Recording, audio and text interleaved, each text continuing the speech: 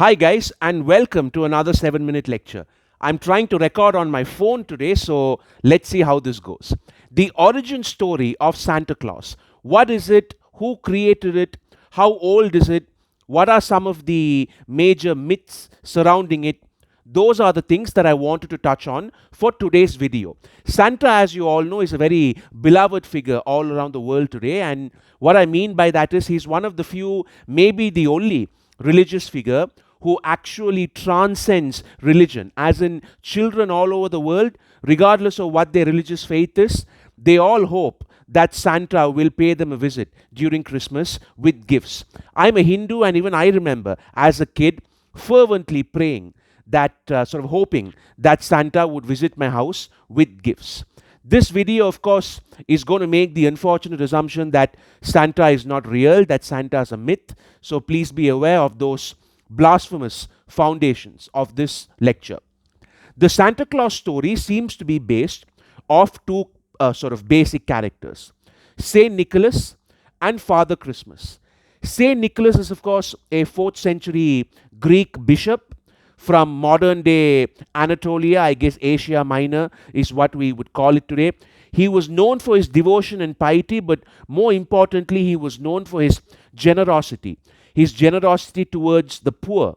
And many people say that the whole Santa Claus trope of giving presents and generosity, of being generous, is based off of the whole Saint Nicholas story. In fact, this was so popular that during the 1400s and 1500s, there were wide celebrations in many parts of the Christian world where children would receive gifts in honor of Saint Nicholas. And it was so widespread that even during the Reformation period, the famous sort of Reformation champion Martin Luther was like, we need to do something about this. And he even tried to introduce an alternative day where you give gifts, because he wanted the focus to be more on Christ and less on many of these saints.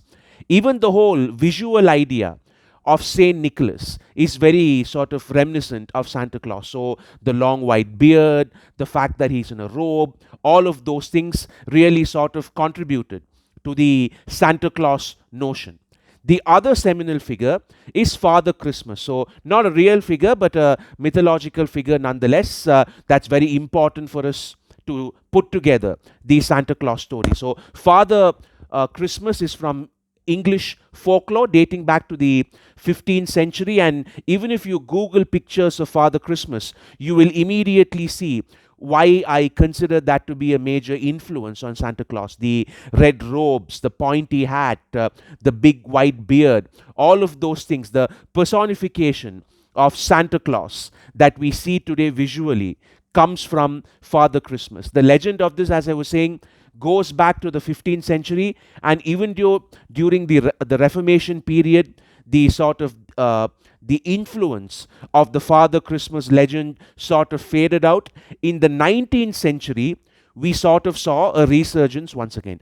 Before we go to the 19th century, let me also point out that there are many paganist and polytheistic influences on the Santa Claus story. So many of us know that the Germanic people always celebrated a midwinter event called Yule, and many historians have said that the Norse god Odin played a huge role in the formation of the myth of Santa Claus and Father Christmas and things like that. They say that Odin was the direct sort of inspiration for Father Christmas, and some also say that Odin was the person who sort of first associated the imagery of Saint Nicholas with the big beard and the whiteness of the hair and things like that. What makes the Odin connection to Santa Claus even more convincing is that in Norse mythology, during the Yule period, Odin is said to come down the chimney to visit homes, and Odin is also said to fly across the sky on his grey horse,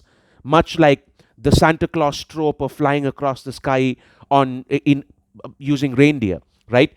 There's even an Italian sort of folklore tradition called the gift-giving witch who comes down the chimney. So while it is important to acknowledge Saint Nicholas and Father Christmas, we need to sort of pay equal homage, so to speak, to these pantheistic and polytheistic traditions, the folklore traditions, which gave rise to our modern understanding of Santa Claus. It was in the 19th century where there was a major turning point. So there's a famous poem called A Visit from St. Nicholas. And to this day, we don't really know who wrote that poem. Some say that it was an American writer and professor of Oriental literature called, what's his name, Clement Clark Moore. And some others say that it was actually written by a guy called Henry Livingston Jr. So Clement Clark Moore did take credit for it. For a long time, he neither denied nor acknowledged that he was the one who wrote the poem. But later on in life, he did say that he was the one who wrote it, because the original poem, A Visit from St. Nicholas, was published anonymously. And the children of Livingston Jr.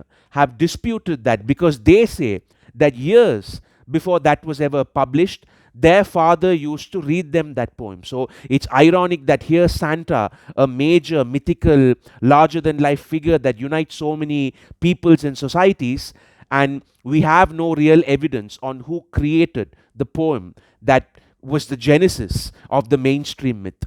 The legend, of course, kept evolving. In some places, Santa was called Chris Krangle, in some places, something else, but it just kept evolving. The 20th century was the real turning point. There's a myth that Santa Claus was created by Coca-Cola, right?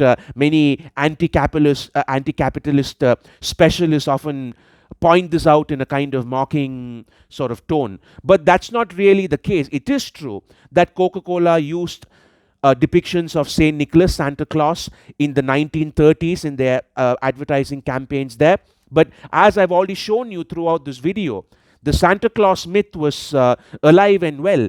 And in fact, Coca-Cola was not even the first soft drinks company to use Santa Claus in an ad campaign. In fact, there was a company called, if I'm not mistaken, White Rock Beverages, which is in New York City, Queens, New York City, that still exists to this day, which was actually the first soft drink company to use Santa Claus in an advert of theirs. So do not fall for the whatever propaganda that it was all a sort of conspiracy or invention by Coca-Cola to make us drink more soft drinks. So as you can see, despite being such a famous figure, even the myth of Santa Claus is sort of embroiled in a network of stories. And that's one of the fun things about tradition, about superstition even, and about folklore and characters like this in general.